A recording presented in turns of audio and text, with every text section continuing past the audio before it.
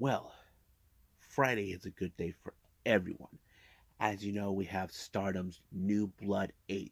We have two title matches that are put on the line, the New Blood Tag Team titles and the future Stardom belt. And we got the very interesting, of course, Tam versus Tam. I'm looking forward to see how that one goes. And of course, we have day one of New Japan Pro Wrestling's Best of the Super Juniors. Now, those who are unfamiliarized, this is an annual tournament for junior heavyweight competitors. I'll explain more when we get to the review on that one. And then finally, we have our final review, which is NXT Level Up. There is no AEW Rampage for this particular episode. I did not know it's going to be on a Saturday, but it's okay. I'm going to continue to press forward, and then we cap it up with some news updates that tell what's been going on in the world of pro wrestling. So, let's get ready for another episode of the Leaded Wrestle Zone.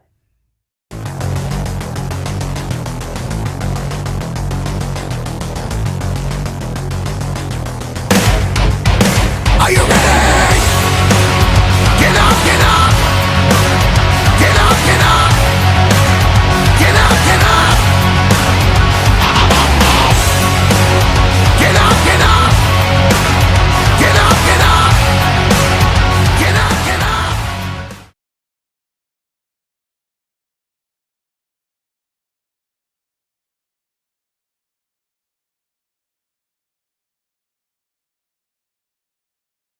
Welcome everybody to the Leaded Wrestle Zone, all things that is pro wrestling with AEW, NXT, New Japan Pro Wrestling, Impact Wrestling, the National Wrestling Alliance, various promotions, wrestlers, matches, and championships.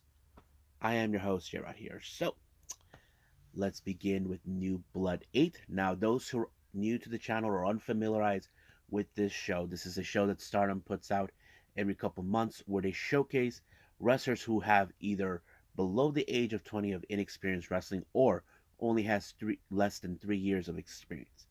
And that's what the Future Belt has always been about. So they showcase not only wrestlers from Stardom who are in those ranges, but also from other promotions, such as Diana, Sendai Girls, Just Tap Out, anywhere except for the promotion Tokyoshi Pro Wrestling, just to put that on record for everyone.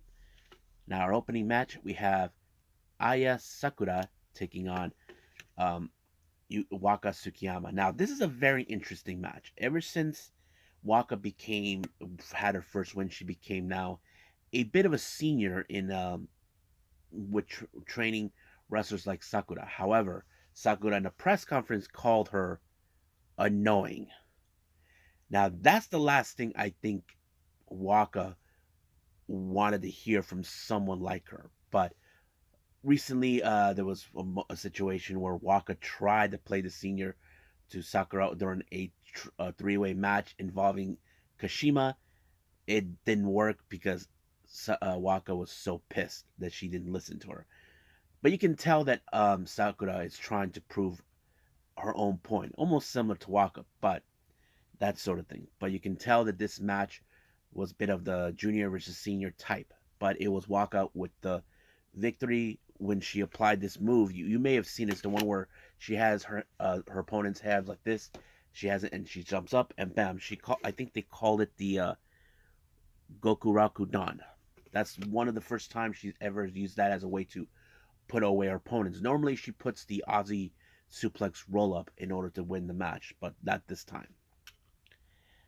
Next match, this is the first time in pro wrestling history we see a pair of sisters from two different teams face off each other. On one side, we have the Inaba sisters, Tomoka and Azura. Now, those who don't know who these two are, Tomoka and Azura are from Just Tap Out, trained by Taka Michinoku. Now, Tomoka has been appearing on occasionally on New Blood, and also she is a member of the God's Eye unit. So this is the first time these two actually are together, but the experience between these two sisters, they are trained in karate. So they're trying to prove who has the more superiority. Their opponents are the Hanan sisters. There's Hana, and you may know her from Stars, and of course Hina from Queen's Quest. Now, of course, these two sisters, they both have backgrounds in judo. So that's we're trying to see which of the two pair of sisters are in fact superior from each other. But unfortunately, this match ended in a time limit draw. I'm sure that they would want to go back and try to how do I say this, to right or wrong on this particular match at some point. But we'll see when will that happen. Our next match, we have Mei Seita teaming up with Zuzu Suzuki to take on Chanyota and Mai Sakurai. Now, I have to say this was a very interesting match. Now, I have seen uh, Sakurai and Chanyota team up very often, but seeing Seita and Suzuki teaming up is a very interesting dynamic. Not to mention, these two ladies are in their 20s. They're young and they're like they're ready to do this. But one thing I really enjoyed is how they were able to work together. I mean, they have teamed up throughout the entire Golden Week tour, but very successful. So they were able to pick up the win as soon as, of course, Zuzu applied the tequila shot onto Sakurai, and then once again, Sakurai decided to go on her usual way, acting like she thinks she is far more superior, going out, eat fine things. But right in the end of the entire right in the post match comments, they declared that she was crazy. Like they say, "What's up with her?" I think she's crazy. So that it's gonna be interesting to see. Now our next match we have Momo Watanabe taking on the Supernova Miyu Amasaki. Now Amasaki was the one who called her out. Of course, Momo, who is no stranger to members of Queen's Quest, especially if someone like Miyu is a part of it. You know for a fact that she will try to hurt every way possible to Amasaki, which she did, but she did apply the Hito de Nashi driver onto her to pick up the win. But however, in the post match comments, she wants her to refer to her as Momo Watanabe's son instead of Momo Watanabe. Then finally, as soon as Momo left, Miyu actually saying that for her final match for the Supernova Trials, she wants one more person, and she requested her tag partner to align um, Azumi. So that's going to be a much interesting matchup. We haven't heard yet if Azumi will accept the match, but I'm sure she probably will. Now, our next match is a passion injection match between Ruka and Nanane Takahashi. Now, Nanane has been trying to get Ruka to be under her wing for a long time.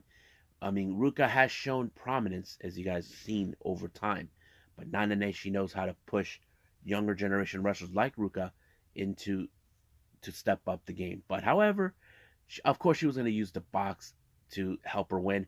Even Nanane actually used it against her too, so that kind of fits in. But however, it was a lariat to put her away, giving her the job. Now, our next match is the New Blood Tag Team titles. Our challengers, Hanako and Lady C, taking on Starlight Kid and Karma. Now, this is the first title defense between Starlight Kid and Karma. But I have to say it was a pretty good match because it showed how determined Hanako and Lady C are. I mean, Lady C, she is still under the less year of it, 3 year less of experience. As for Hanako, she is just barely starting out, so she'll be okay down the line. But however, in this match, it was Starlight Kid who picked up the win when she almost ended up in the power bomb by Hanako, but pinned her 1, 2, 3, and boom, it was over from there. However, as soon as they were doing their post-match promo, here comes the Inaba sisters coming out, issuing to be the next challengers for the tag titles. But of course, that is going to happen. But of course, Karma and Starlight Kid are going to look forward to it. However, something else happened that no one didn't know.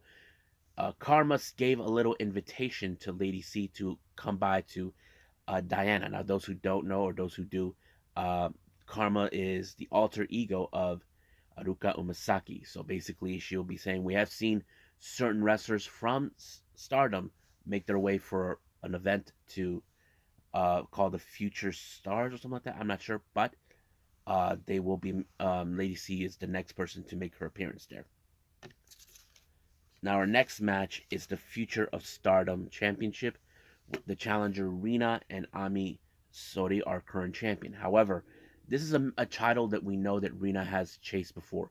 Keep in mind, her older sister Hanan has already obtained this title before. She had about maybe 10 or 11 defenses on this one. But Rina has always believed that this title should be in the hands of the future generation.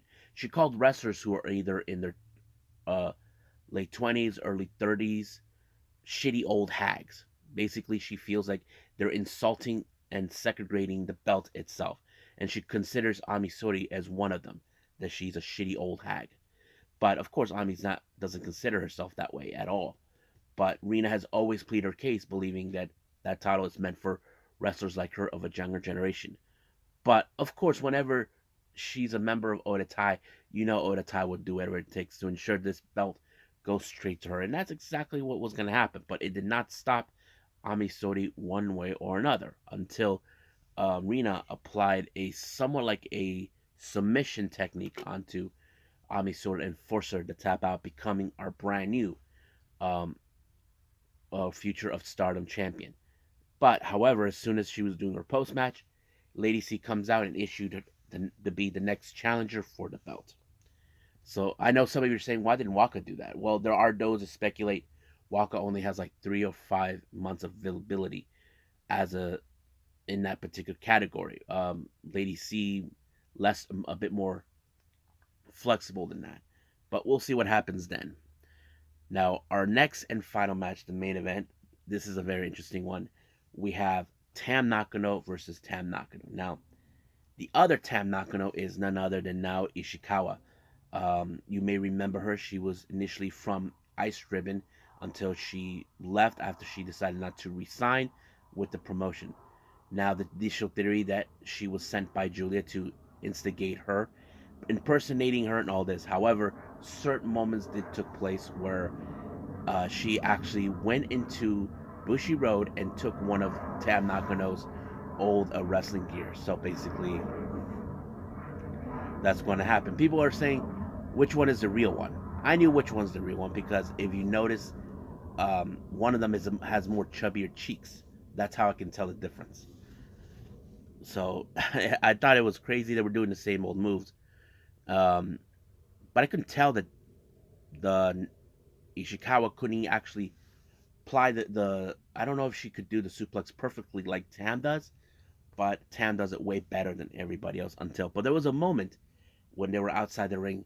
Uh, Tam ripped off the fake red belt from fake Tam right in front, and you can hear somebody says "boo." I thought that was insane, but it was crazy. But finally, until Tam finished her off with, of course, the Tiger Suplex, giving her the win. But during the post-match comments, she initially want her to team up with her to be her little sister in this matter. But she said that since there's two Natsupoi right there, let's make it a challenge. And you see Natsupoi and of course the other one who is in fact Yuna Mizumori.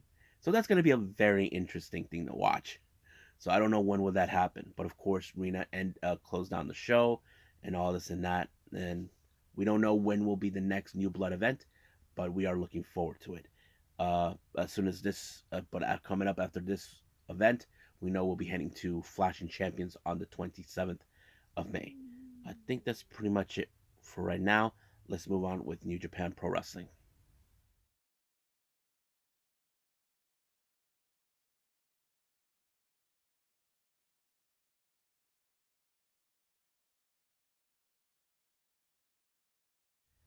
Okay, New Japan Pro Wrestling base the best of the Super Juniors 30. This one is day one. Now, those who are new to the channel or those who have been following New Japan, let me explain the best of the Super Juniors.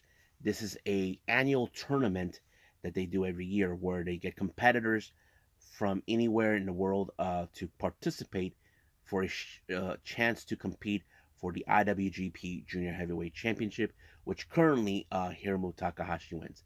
Now, this is not an elimination chamber. This is a point-based system tournament. The only way to win is either by submission, submission, pinfall, or countout. However, the way you win in this match, you have to get 2 points. If you don't win the match, you get 0. But if the match ends in a time limit draw, it goes up to a draw, and of course, each wrestler gets 1 point each. But the point system at some point near the end gets a bit complicated to tell who will be advancing and all that. But we're right now in the earlier stages of it. Now, some of you, if those who are new to the channel have never seen New Japan Pro Wrestling, you probably will ask me, J-Rod, what happens if the champion wins? Since I failed to say he's involved in the tournament. Well, the champion gets to decide who he wants to challenge if he wins. So that's pretty common to happen. We have seen it before in other tournaments, but not unheard of. Now let's get started with our first opening match, which is part of the B block. Clark Connors versus Kevin Knight. This one was a very savage breeding, but however, it was Clark Connors that picked up the win with the pinfall, giving him 2 points in this particular. But however, in post match, he decides to give a beatdown to Kevin Knight no matter what. Now for the block A, we have Taiji Ishimori taking on Ryosuke Taguchi. Now Taguchi said during the recent press conference that he's not going to show his ass or show his underwear in this, and he kept his word. But however, even if he kept his word, it wasn't going to be good enough. He ended up being in a crossface, giving Taiji Ishimori his 2 points. Now our next match is back to the B block. We have Dan Maloney, the newest member of United Empire, who is making his New Japan Wrestling debut, take on Ibushi. Pretty interesting match. Dan Maloney is showing a lot more what he should be showing in this match, but it was with the a pile driver to put away Ibushi, giving him his first win in the B block. Next up, we have Doiki versus Kushida. Now this is a very interesting match because Doiki, we all seen him many times. He was like the weakest link in when he was with Suzuki-gun, and now he's showing how much he can excel more. But he has to face the ace of the one of the aces of the junior heavyweight division, Kushida. But it was a pretty good match. Not to mention, Doiki pulled off a move that has only been done with Lano Collection, and of course, Kushida's like saying that he did exactly what he did. And of course, Milano told him yes, he did. So now Kevin Kelly and Chris Carlton saying he's possibly one of the favorites to win. Now, I can admit that is the possibility, but we're still in the early stages of the tournament. Now back to the B block, we have Francisco Akira versus Master Wato. Now these two men they're no strangers to each other. If you remember clearly, Wato and Taguchi were in fact the IWGP Tag Team Champions until they lost the belts to Akira and to TJP. But now it's more interesting to see. But however, it was Wato who picked up the win when he applied like some sort of side slam turn into a modified crucifix in order to win. So he picked up a very awesome win. This is a huge disappointing win for Akira, since he claims that he will be making it to the top, but we'll see what happens since we're still in the early stages of the tournament. Now we go back to the A block. We have Sho versus Lio Rush. Now, I knew Sho, it was full of crap for what he said at the press conference. He said he's not going to cut corners, and guess what? He lied. He lied to everyone's faces because Evil was right there. Not to mention, on certain occasions when Sho was trying to distract the referee and all this and that, but it did not work. But luckily, Lio Rush was able to overcome it by giving Evil a low blow, and then of course Sho the wrench, and then finally he ended with the final hour to pick up the win. So Sho is despicable. So basically he thought that his cheating ways was going to help him win. He didn't even do so well last year, but that's what happened. Now back to the B block. We have Robbie Eagles versus Yo, two former teammates. They used to be, well, Robbie Eagles used to be a member of Chaos, if you guys remember. But it was very interesting that these two actually come across each other at some point. But Robbie Eagles was able to apply a somewhat of a kick right into the face of Sho, giving him the win. So Robbie Eagles now claims that this is his tournament, that he's going to win it all. Next up, back to the A block, we have TJP versus Titan. As you know, these two aren't strangers either. If you guys remember when TJP and Akira were the IWGP Tag Team Champions, it was Titan who humiliated them in the first place when Titan first appeared in last year to join LIJ, and I'm sure TJP will love nothing more to make him pay for what he's did. But however, it was Titan with La Llave Inmortal, which is a somewhat of a similar lock that Muto used to do back in the day, and of course he gut wrenched his neck back, forcing him to tap out, giving him his 2 wins. And then we go back to the B block. This is a match that Kevin Kelly mentioned that he wanted to see, and I think everybody we're seeing. We have Yoshinobu Kanemaru taking on El Desperado, 2 former tag team partners that used to be part of Suzuki-gun. So this is a very interesting one.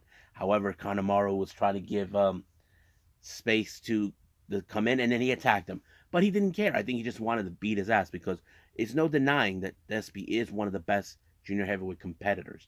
Now we know that Kanemaru has never won the IWGP Junior Heavyweight title, so this is like the one title that eludes him. But you probably would have guessed that they knew each other's moves, what they were going to do. But it was, of course, Kanemaru with the figure 4 leg lock to put away Despy, giving him the win. Now, our main event, this was one of my far one of the best ones for me to watch. Mike Bailey making his in-ring debut in New Japan, taking on Hiromu Takahashi. Now, these 2 guys have met before, and some years ago, but it was very interesting how it was going to be. But one thing that was very clear is that, Mike Bailey, he's one of those guys that you can tell that he was able to overturn the crowd to take his side. That's exactly what he did. And don't ever underestimate his kicks, which Hiromu did, and then applied the ultimate weapon, giving him the win. So basically, Hiromu has no clue what the hell was that, but it was delusional. But of course, Mike Bailey gave a great promo. He talked in 3 different languages: English, French, well, French Canadian actually, and Japanese, and a little bit of Spanish as well, saying that right now that his craft is laser focused, that his skills are sharpened enough that he's going to win the tournament. So this is just the first stage, because here's a kicker. He does have an opportunity, since he pinned Hiromu, he could actually challenge him once the tournament's over. So he can keep that in his back pocket until the time is right for him to challenge Hiromu for the title. So we'll see what happens. So he could be one of those wrestlers could actually win the best of the Super Juniors. So, but like I said, this is just the early stages. We'll just see what happens as we go along for the ride on this particular tournament. Now let's move on to our last and final review, NXT Level Up.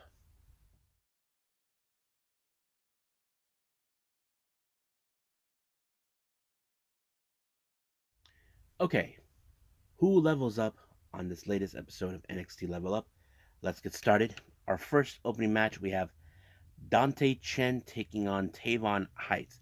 This is a very interesting matchup. Now, keep in mind, and Tavon Heights does have like the collegial wrestling style that definitely could give him the advantage, but he faces a guy like Dante Chen, who we have seen has made headways in WWE either on NXT or on NXT Level Up.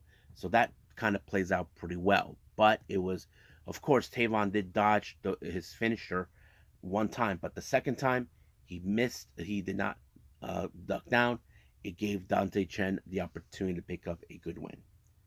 Now, Kelly actually went out to do an interview with the brand new girl named Kelani Jordan. She talks about her opponent, Wendy Chu, and of course, her background, who is a gymnast. I think that's what she said. But of course, she's not going to put that as like, oh, that's the reason she's here.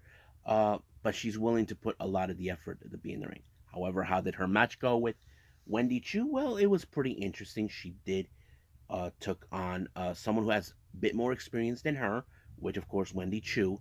But she really took the fight really, really good to her completely. You probably would think that this was gonna be a squash match for Wendy Chu. No, Kilani really did put up a good fight, but however, Wendy Chu applied the her a really move that put her away, as they say. Well, she applied the snooze button and it was over right there. So it's nighty night, Kilani.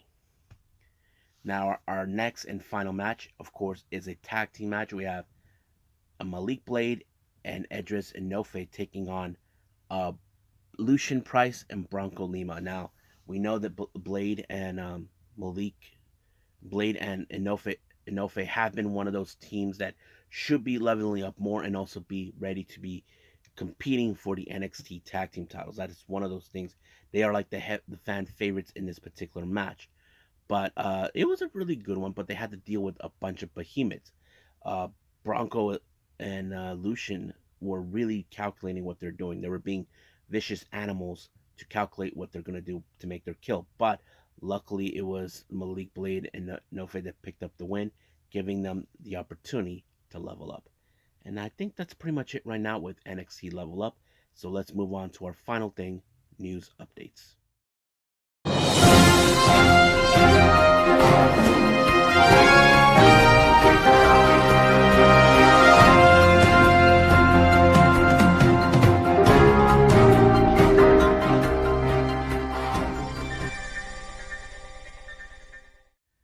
Okay, final update. So this is what we have. For our GCW, we have for the Way I Am on the 20th of May. The GCW Ultraviolent title will be on the line. Rina Yamashita defends it against You're Fucking With a Different Boy, Jimmy Lloyd. Then 2 days later, for the I Can't Save You, we have Matt Cardona, the so-called indie god or whatever he calls himself, takes on Ratty Daddy, Cole Radrick. And then a month later, for the Mastermind event, it was announced that, of course, Rina Yamashita will participate. No opponent has been announced yet. As for the new event, the Cleanup Man event on the 8th of July, they announced Psycho Clown will participate. Once again, no opponent has been announced. Prestige Wrestling has announced for their 2 upcoming events for next month and July. For the Black Shine event, there will be a 4-way match. Sonico versus Bestia 666 versus Rey Horus versus Galeno de Mal. And then, of course, a month later, for the 2-day event for the Casadia Wrestling Cup, they announced Invictus Cash will be participating. Now, promotion that you may or may not have heard of, called Southern Underground Pro, has announced they're having a hard time trying to book an event to do for a venue. Apparently, all the venues in their vicinity are now, how do I say, under Live Nation, so it's making difficult time. They haven't forgotten about their loyal fans, but sooner or later they will find a venue. They'll let everybody know. Fightful Select reports that Robert Roode had undergo a C4, C5 vertical fusion, so it went well. Hopefully he gets a full recovery once we get to see him back in the ring again. Impact Wrestling has announced that Kylan King will be facing off the debut of Trinity, so this is going to be good. So I'm sure this is going to happen this coming Thursday, so we'll see what happens then. RevPro announced for their 26th of August event. Now, this is ironic. This is the day after after All In.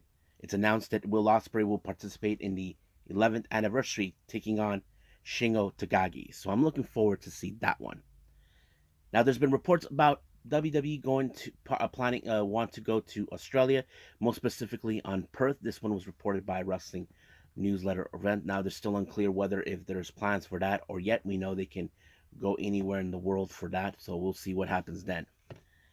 Now, if you guys remember, Yoshi Promotion Marvelous has announced they will want to bring in a couple of foreign wrestlers that have been trying out recently at the West Coast Pro Academy. They announced 4 winners: Alpha Zoe, Gigi Ray, Violento, and of course Promise Braxton. So that's going to be a very interesting matchup. And then of course Kota Ibushi, as you know, has been communicating with Dark Pure Russo Fusion many times over about he's wants to participate with AW, even open up a school. However, he did say that he wants to participate with MMA promotion Ryzen. It's still unclear yet about that, but we'll see.